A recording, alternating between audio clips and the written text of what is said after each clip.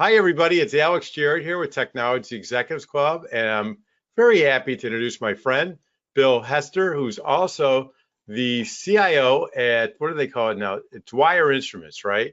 I think they call it Dwyer Omega now, right? Dwyer Omega after a few mergers. Yeah.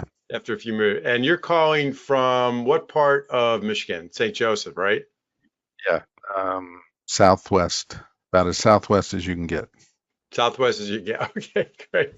And it's not that far from Chicago, though.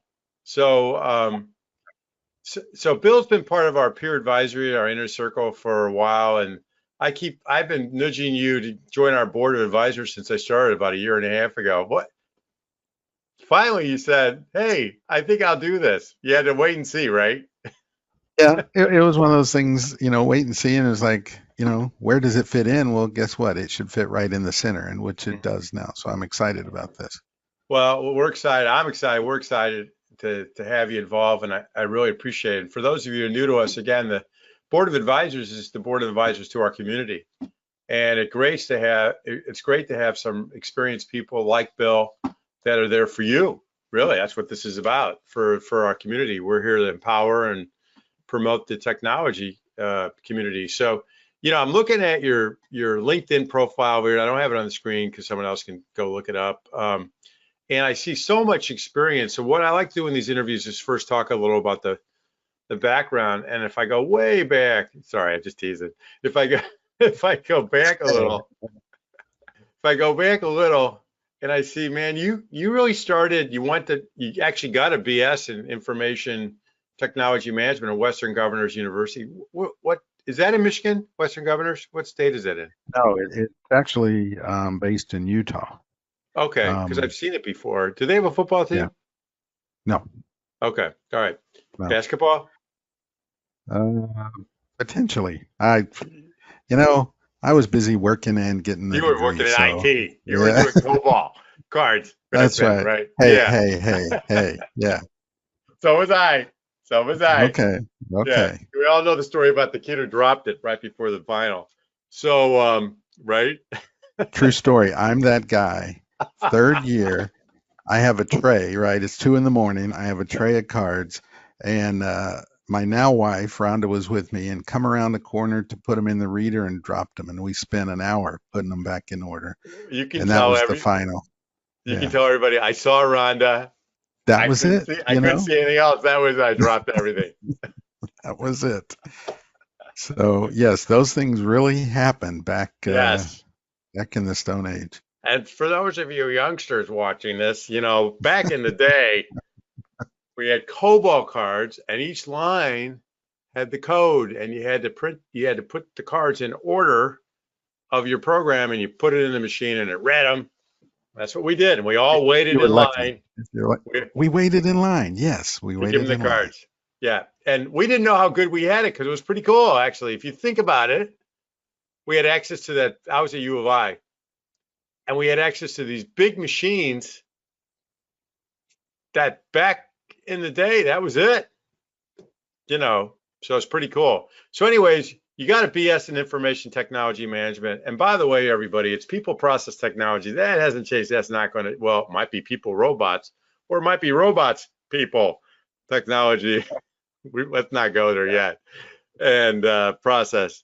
But that hasn't changed. So the core concepts are probably, I would imagine, the same. And then you went on right to EDS Group, and I remember EDS Group, man. They were a big shop. They did a lot. Are they still around? I think they are, right? It's now HPE. Yeah. It's HPE. It's I started, believe it or not, Alex, when it wasn't that big. It was it wasn't small, but it wasn't big. And down in Dallas, and I remember come out of school, think I'm the smartest kid. Yeah, smartest kid ever to come out of school, and I get a job there, and life is good. And my first day, I go in my three-piece suit, because you had to wear suits back then, right, with a tie and everything. Yep. And they send me to the dock to unload computer paper off of a semi.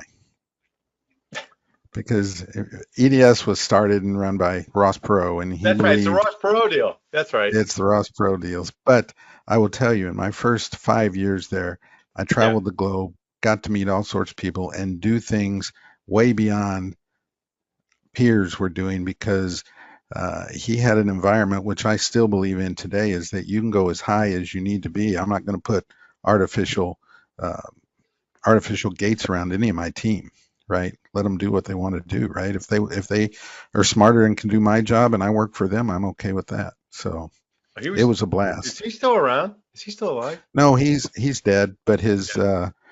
his son has taken over the business, Ross Jr., and Uh, they just they own half the world, I think.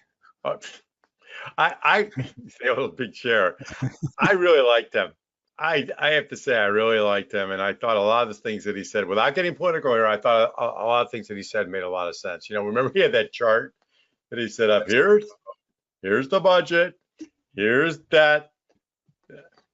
Made a That's lot of the way he sense. ran the That company. was, I got to tell you, yeah. the richest man in the world at one point, right? When I remember that. Yeah. he took the company public, and we had a company cafeteria down on the first floor, and every day he came down and would set it. He'd pick a table, and he just Yeah. sat down and just joined you. Um, and he drove a Chevy Caprice, richest man in the world. And he drove himself to work every day in a Chevy Caprice. Now it was bulletproof because remember the Yeah. foreign governments kind of wanted to take him out, but Oh, and I forgot that's about that. Yeah.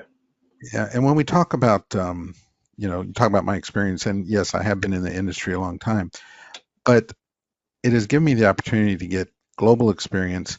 I worked for a startup for 3 years, had experience doing that, bringing some really cool video technology to the automotive industry.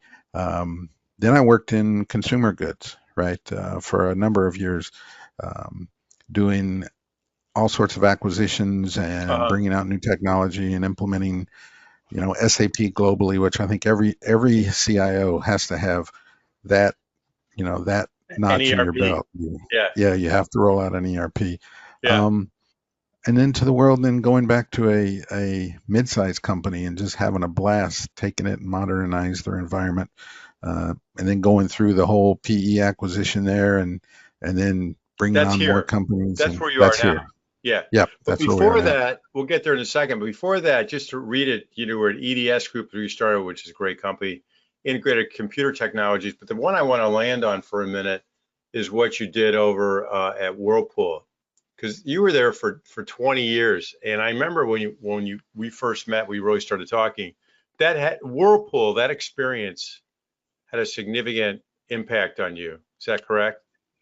It did. Um, Yeah. it was my first time really working at a Fortune 500. Uh-huh. Right. I mean, I had supported big banks, and General Motors and things like that through EDS, but actually working for a Fortune 500 and a company at the time that decided to go global.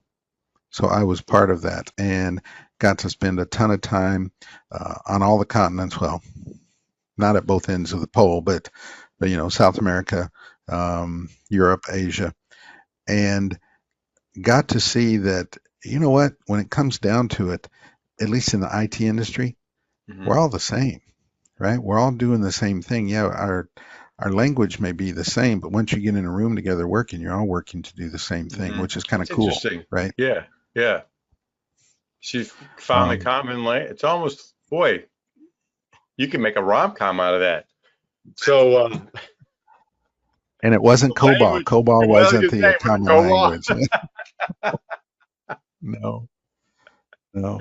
Yeah, we'll go back to your scene with your wife where you drop the cards. That'd be the first scene.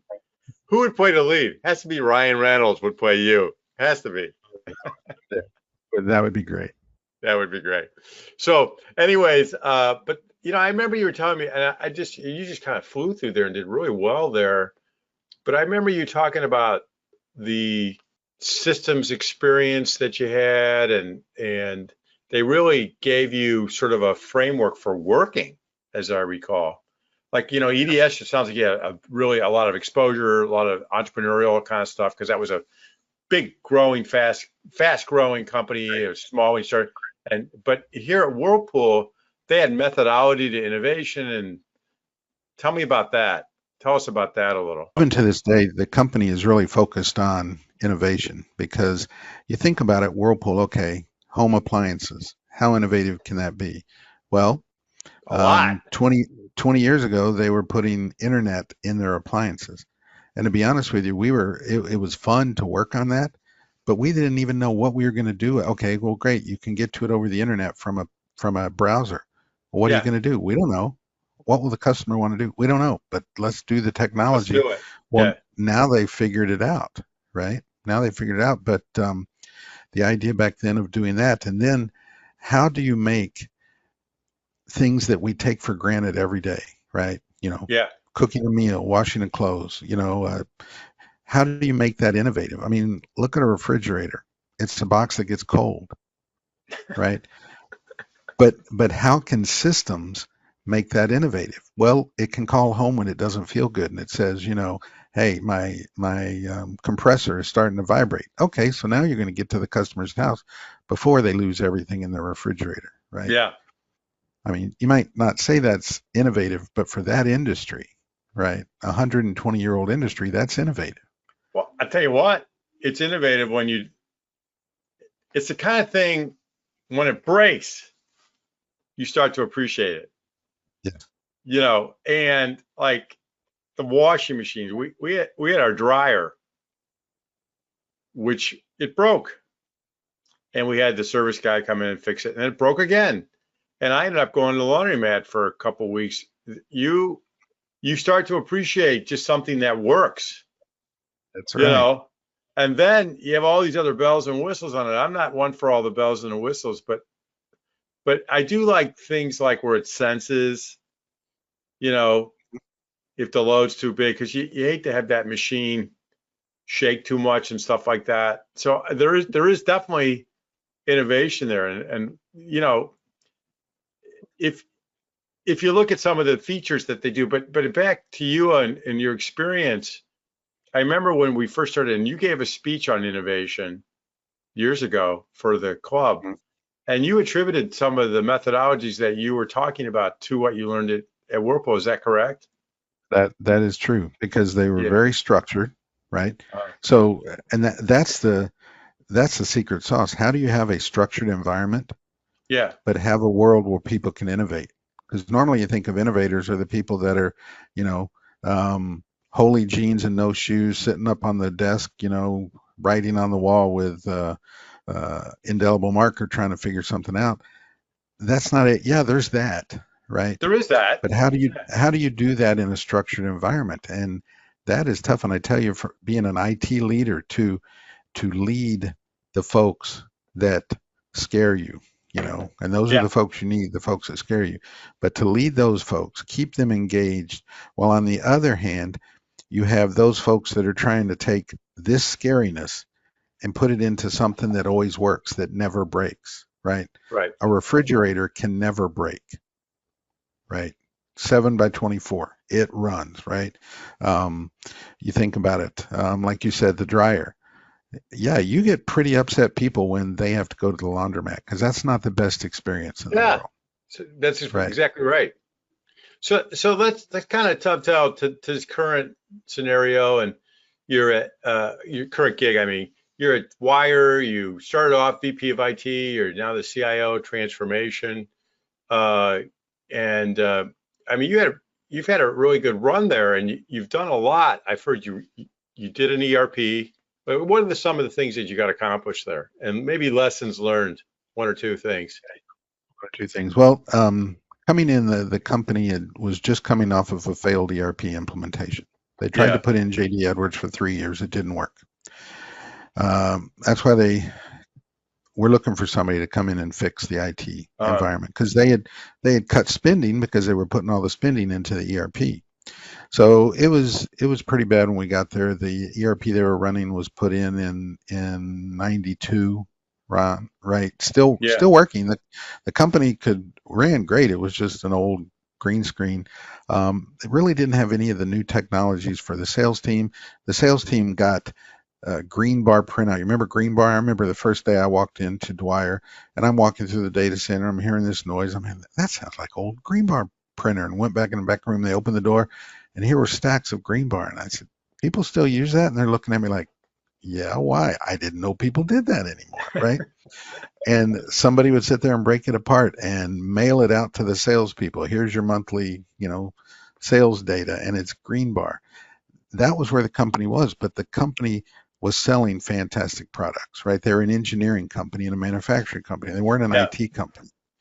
So it was first having to build a strategy for the family to show the family that if we invest a little, the payback's going to be tremendous, right? And here's the roadmap of what it's going to take. So first thing was stabilize the environment, right? I mean, their network was down. The IT group used to consider it a successful week if Outlook stayed up 4 days in a row, right? It was, so it was just the basic blocking and tackling. And I remember this one customer service agent. It was my first week, and I was just walking around. I was talking to him, and she said, "So why did you join the Department of No?" And I said, "What do you mean the Department of No?" She said, "Well, anything we ask from IT, they always say no." I said, "This is what we have to change." That's a big And we lesson. changed that, right? Yeah, Yeah. that would, to me, that was one of those light bulbs, right? That came on, the Department of No. That's what they And called it. that's what they called it, the Department of No. So I called the team together and I said, we will not be called that ever again.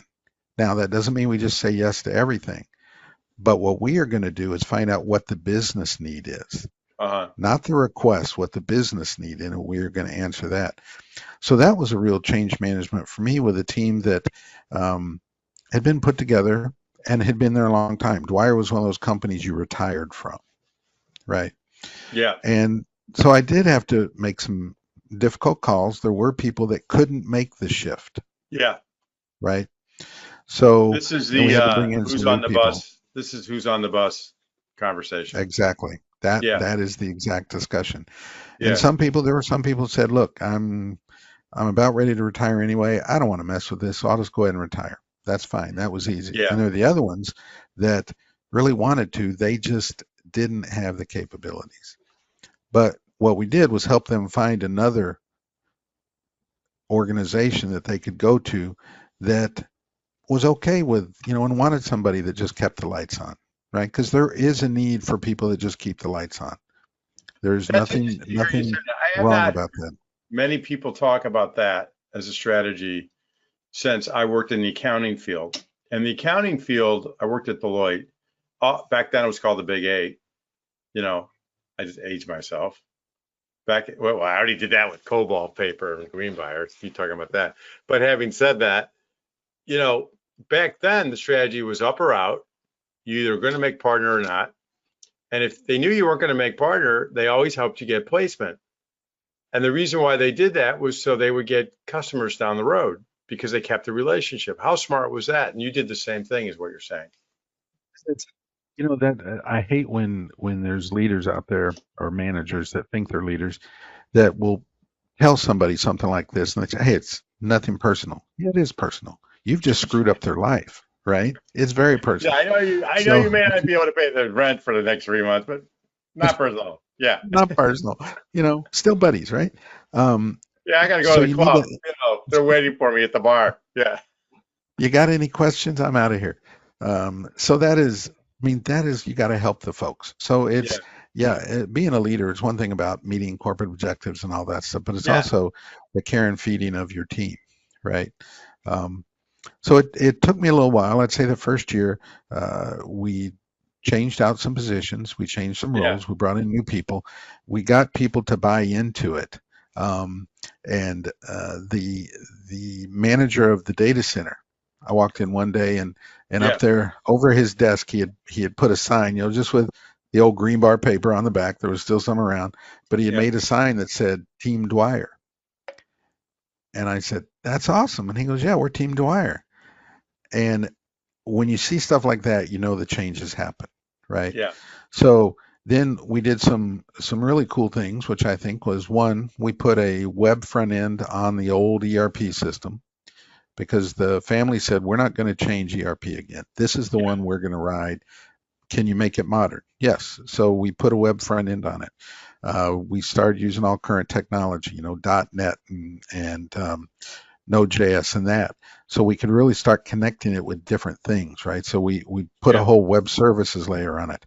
And these are all things to take that environment that still had a lot of power, and the company ran perfectly well on it. Manufacturing, MRP, accounting, everybody ran fine. It was just an old green screen, and you had to be, dialed into the VPN, and you couldn't have it on your phone. Well, we fixed all that.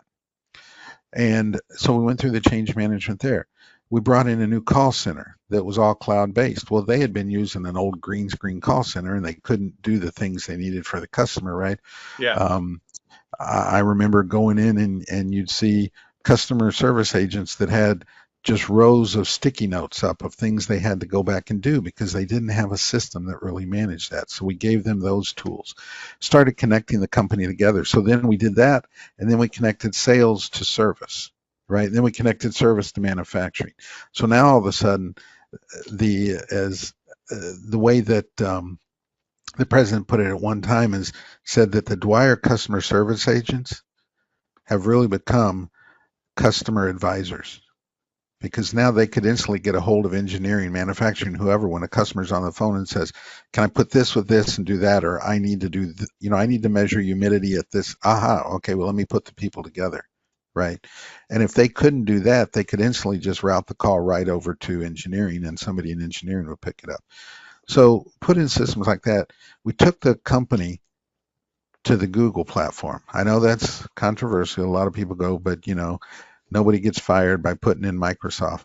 But it wasn't what the company needed at the time, right? At the time, we needed an environment. Dwyer, like all companies, you're in smaller environments, and you're needing to hire high tech folks and powerful engineers, and it's tough. And we made the decision to allow people to work remote, but we had to put in a platform that we could do that. So we did that working with Google, right? And that's where I met you, if you That's remember when you gave the the first presentation. session. Yeah, Yeah.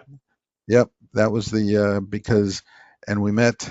Oh, what was his name? The name of the company was Cloud Bakers, Mitch, and Mitch at Cloud Bakers, and we got together. And to this day, we're still using Cloud Bakers, and that was what 5 years ago.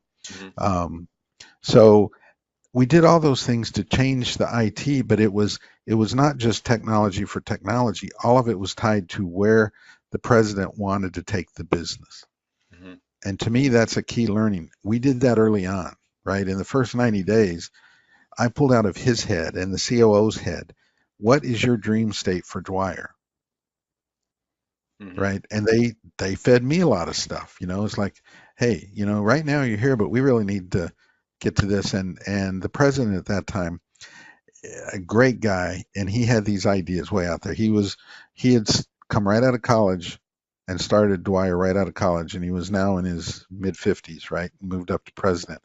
But he had all these ideas of where he wanted to take the company and wanted to see how could IT enable that. So we had a blast doing all that. Brought in some really cool stuff, a lot of cool point solution, moved a lot of stuff to the cloud, of course. But there were things like the ERP system that you could move to the cloud, right? Well, you could if you had enough money, but as a privately held mid-sized company, you never had that kind of money, so you had to figure it out. So then at that point, the company became very attractive, and the family they all had gotten older, right? Because this company had been, so they decided to sell the company, and at that point, a private equity firm bought the company, and it was kind of cool because they first came in and did their analysis, and they were impressed. They liked what they saw. They liked what we were doing. So it wasn't just that they bought the company for the products. They also liked what was going on in the infrastructure of the company. Well, so I think you were going to finish. I want to add something when you're done. Go ahead. I was just going to say, so to me, that made me feel good that the infrastructure, the stuff that I made sure worked day in and day out, had value as well as the products and the customer base and everything else, right? I mean, listening to your story, there's no question you added a tremendous amount of monetizable value to the company because you gave them the back end systems that were helping the business be worth more. And if I go back and just sum up what some of the things I heard, because we did two things there. We did, kind of background, but you also really zeroed in on a lot of lessons learned. And I'll just kind of summarize what I heard, some of the things. At the EDS, I heard something really interesting is that there was no limit to where someone could go in a rising company. And I think that's good to create an environment like that. And then when you went to Whirlpool, what I heard, a couple things there, but the one thing I heard was to innovate is a almost a scientific process is what I really heard. You didn't really detail it out, but I've talked to you before, and it doesn't just have to be the guy with wild, crazy hair, like you said, running around. And you said tennis shoes. I would have said sandals, flip flops. Yeah. Running around in a Hawaiian shirt and flip flops and throwing math on the board. Those guys are certainly there as part of the process, but the scientists got to come in and say, okay, let's do this, let's do this, oh, we discovered something. Now we're up here. Let's do this. Oh, we discovered it. So there is a scientific process to it, and that's what they did at Whirlpool, step by step by step, and you learn that. So I think, but the fact is they invested in it. That's the key lesson there is they invested in it, and then they put a scientific process to it. Then at Dwyer, what I heard you say was, okay, you took over this new role. First thing, what are we doing? And you said you spent at least 90 days with the owners. What do you want this new biz to look like? And then you went out and created it bit by bit. And then you did do the who's on the bus Right. process. And then from there, you just started implementing. And I think you had you've had great success there. And so those are the lessons that I heard. I think I heard you right. But I want to share one more thing with our group.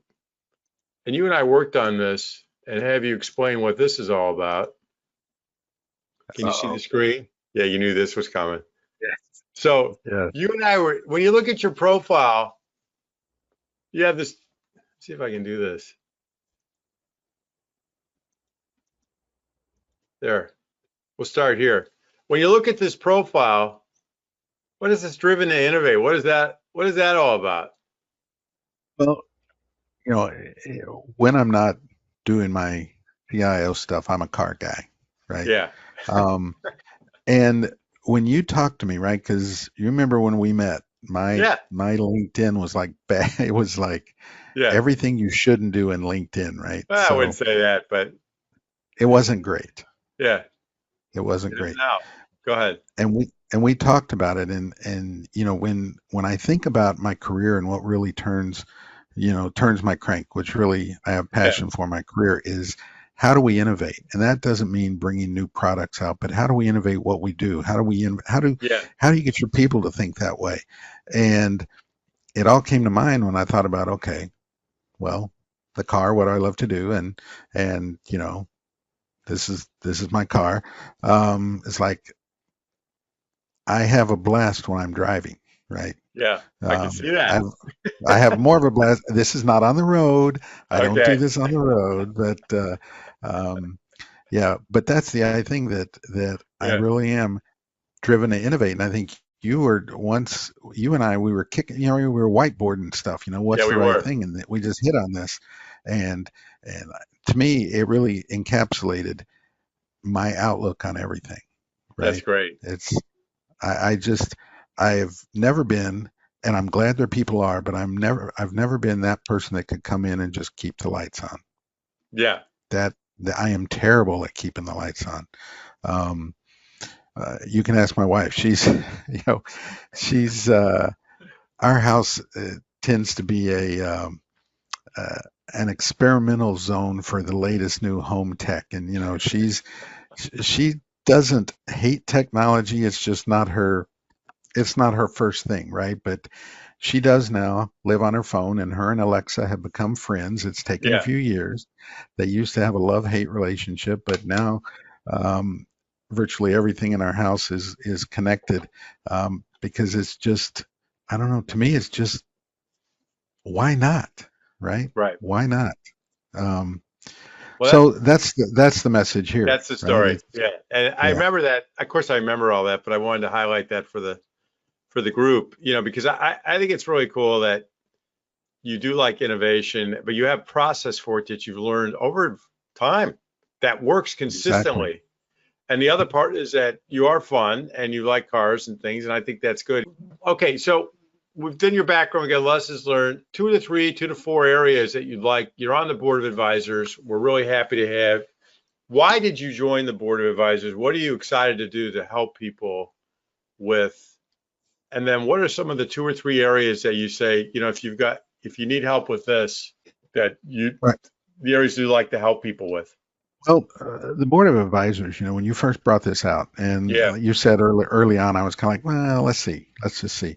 yeah, But actually, my wife was one of the people that kind of said, Bill, you should do this because this is what you love doing. All throughout my career, I've always mentored. I feel as a leader, it's our responsibility to mentor. And right. and up at work, I have 4 people that we have weekly sessions individually, and then outside of work, I have some folks that I help.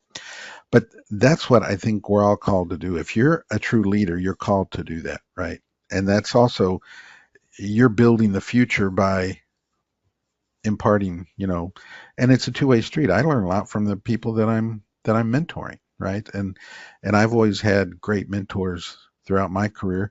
You being one of them, Alex. I know when we first met, I came to you and there was stuff that this being at this mid-sized company, mid-size Midwest company, I'm scratching my head and I came to you and said, I need some help, right? And Yeah. you brought some folks to got us together, and it really helped because uh, regardless of what anybody tells you, going from a Fortune 250 company to a $120 million privately held company, it's different.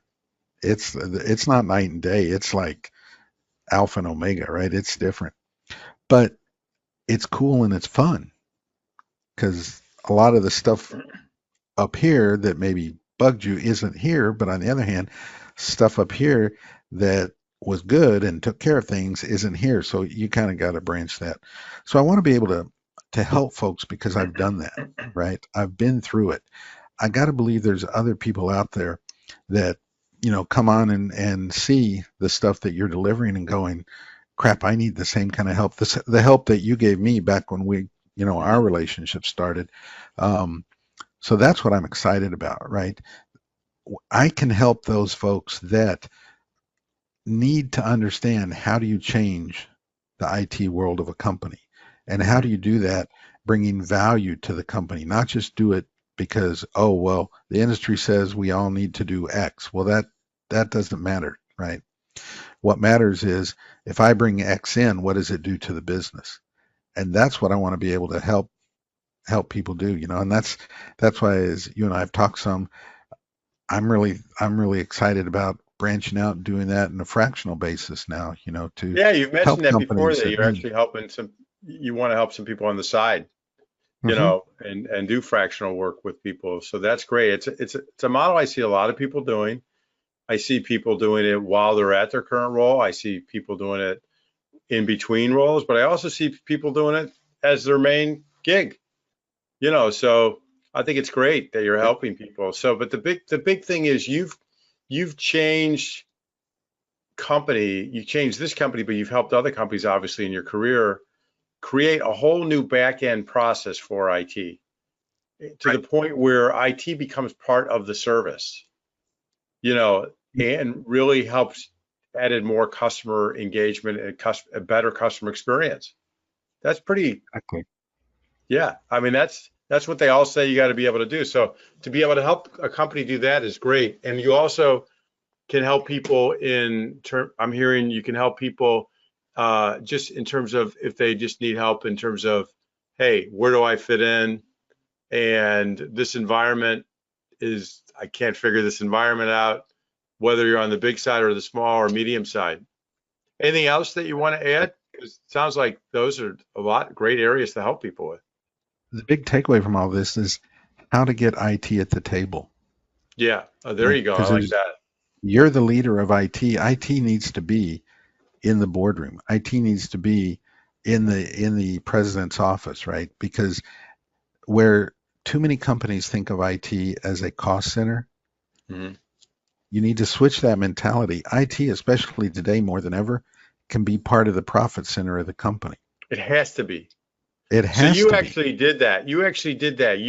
I'm glad you said that as part of our discussion here, because it was more than just, okay, how do we get faster results to the engineers? You actually became part of the service, so you created a better customer experience. And doing that, you started off in the board, but you had to keep your seat there, you know, and to me, in today's world, any IT department that says they're a cost center, that's, oh, just do the job, whatever, they can outsource that. Thank you. And they will, because it's cheaper. What they can't outsource is the innovation and the engagement with the customer. So you can help people from an IT and technology side do that. That's a big one, Bill. That's a big one. I think it is. I think there's not enough of it out there because really and truly, IT leaders today need to really think of themselves as business leaders that happen to know IT. That's yeah, I like that. That's what needs to be in your head, right? So. Well, I've interviewed a lot of people. This has been a great interview. I mean, I've heard some common threads. You did talk about people first in the beginning of this conversation. You talked a lot about people. So you talked about people. You talked about the business and understanding the business. I've heard that. It was good to hear you say that because I heard that.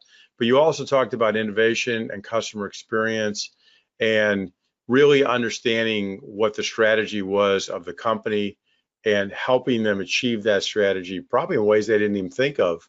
So this has been a great discussion. We're thrilled to have you as part of our board of advisors. Thank you for being part of this group. Alex. Thank you. Yeah. Thank you so much. I'm excited. And whatever I can do to help folks out there, hey, I'm ready. Let's do it. All right. Sounds great. Hey, let's go off for a ride. All right. There you go. You got it. Perfect. Bill, thank you very much. Take care. Thanks, Alex.